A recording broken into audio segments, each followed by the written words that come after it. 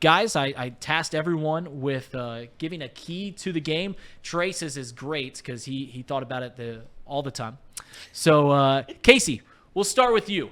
What is your key to the game for the Cincinnati Bengals to win this Saturday against the Minnesota Vikings and keep their playoff hopes alive? Reed, my key to the game is for them to continue to have running success.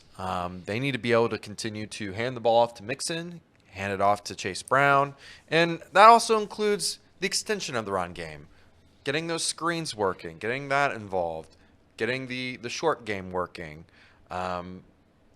All in an effort to help slow down the Vikings' relentless rush and blitz. That's my key to the game.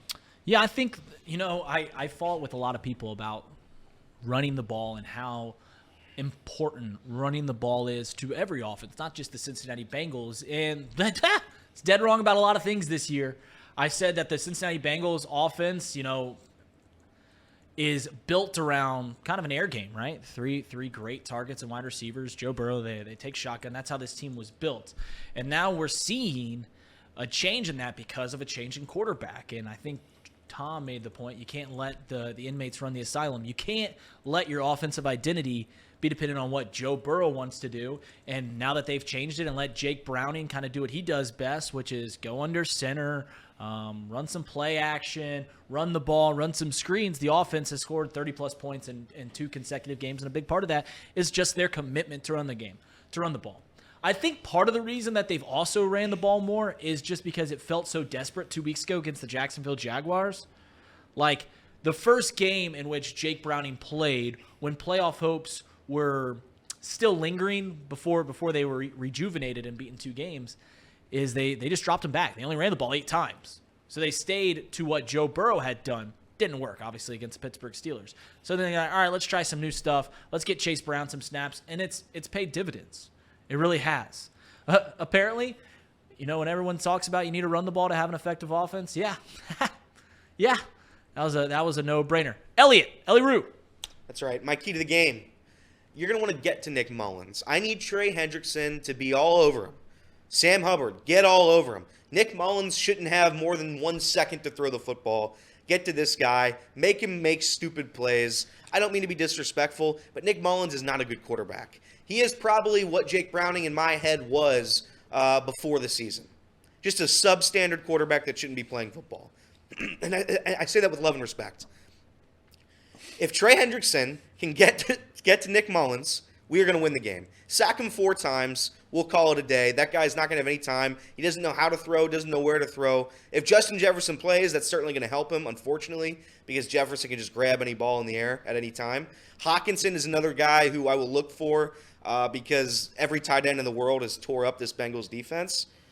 But again, we haven't been able to get to the quarterback a ton, but when we do, it's a win.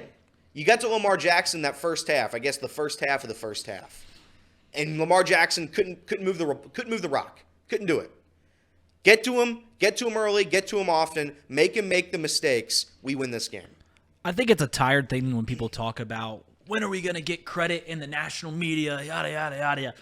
But in all seriousness, when is Trey Hendrickson going to get more acclaim from national pundits? I'm looking at the sacks leaders in the National Football League. Coming in at number 1, Khalil Mack. Obviously, everyone knows how great Khalil Mack is. Coming in at number 2, TJ Watt. TJ Watt has exactly half a sack better than Trey Hendrickson this year. Other names on this list, Max Crosby, Myles Garrett, Micah Parsons. But Trey Hendrickson tied for 3rd in the NFL in sacks, 13.5 sacks this year. And that's coming off back-to-back years where he was incredible.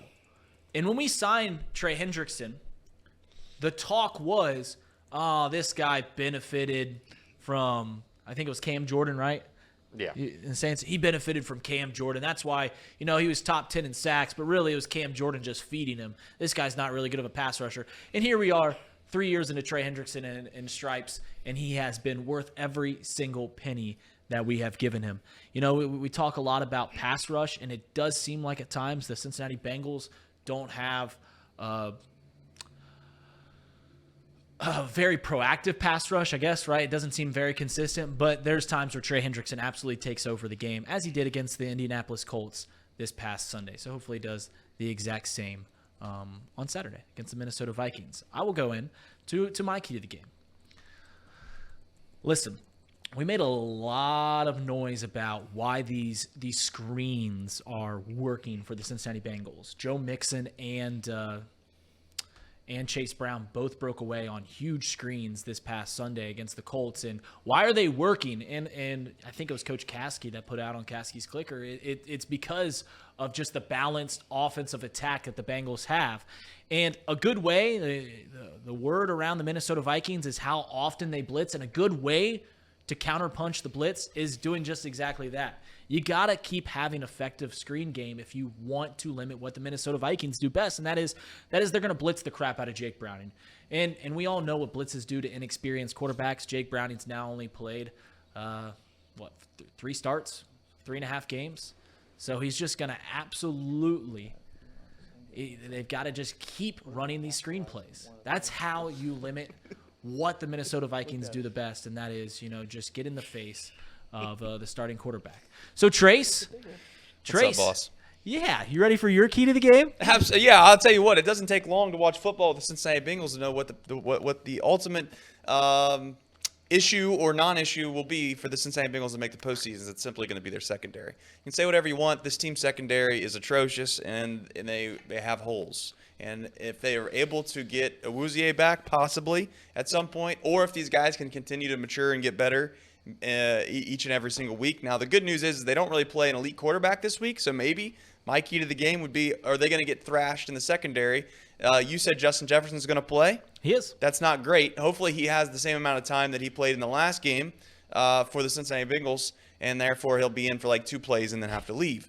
If he is in there, then it's going to require more than likely double coverage, and then you're going to have one-on-one situations with these other guys. And so far this year, that has not been all that great. To be honest, the Vikings have pretty good weapons. Right, great weapons. And it all comes down to whether the quarterback's going to be able to deliver the ball. And you mentioned it. Does he have time to deliver the ball? Or I should say, Elliott maybe mentioned that. That's obviously a key. But at the end of the day, this Bengals team is only going to go as far as their defense allows them to go, in my opinion. That's the one thing that when I look back at last year's team and the year before that and this year's team, their defense, to me, seems significantly worse. And their offense, obviously, at times, certainly with Jake Browning against the Steelers, you could argue that there's still somewhat concern there because they looked very abysmal, and their defense did hold the Steelers down, but that felt like a muddy Iowa versus Nebraska football game in a way. So I'm not going to kind of use that as the main shining example this year.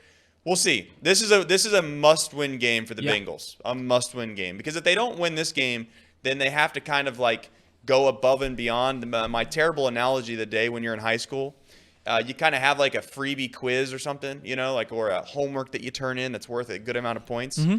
If you don't turn that homework assignment in, it doesn't mean you fail the class and you're going to flunk out. It just means you have to get a 95 on the final, and the final is going to be next week against the Chiefs. 2 weeks. In 2 weeks, excuse me. If you turn this in this week and you get a good grade on it, beat the Vikings, you kind of get a pass against the Chiefs, to be honest. Yeah, listen, the Bengals have 4 games remaining in the year. Obviously, the key is to get to 10-7, and the Bengals will likely make the postseason. So you got to go 3-1 against the Vikings, the Steelers, the Browns, and the Chiefs. It's funny enough, I told Casey how similar the playoff situation is to even 2 years ago. 2 years ago, I don't know if you guys remember this, but the Bengals went into the final 2 weeks of the year needing to win 1 game. The final 2 teams that they played were the Kansas City Chiefs and the Cleveland Browns. Everyone believed that the Cincinnati Bengals would have to beat the Browns to get in the postseason because they just pretty much just said, all right, you're going to lose to the Chiefs. You're going to have to beat the Browns, winner take all, get into the postseason, win the division. And, of course, the Bengals beat the Chiefs at home. So it's kind of lining up like that, but obviously there's 2 games before that to make that make sense. As for the secondary, I think Everett Henry put in the chat, and I think it was a valid point, and I agree with him, is that a lot of these guys in the secondary I do like. I like Dax Hill. I like Jordan Battle. Obviously, I like Cam Taylor-Britt. I like Awuzie. DJ Ivy, all these guys I do like. There's just a lot of inexperience there, so you're seeing those mistakes unfold. He talked about JJ. Obviously, tight ends have just gashed the Cincinnati Bengals this year, and really for a considerable amount of time. Trey Flowers, notably, was the guy that they had always put on tight ends. And, with him gone, we haven't figured out how to limit tight ends. TJ Hawkinson's one of the better tight ends in the league.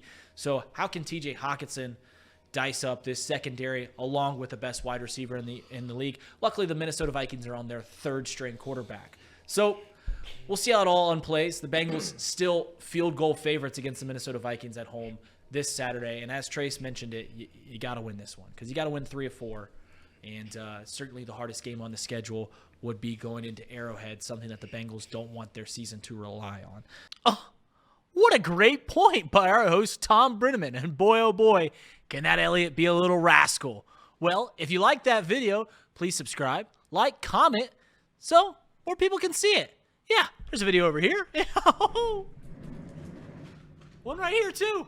See ya.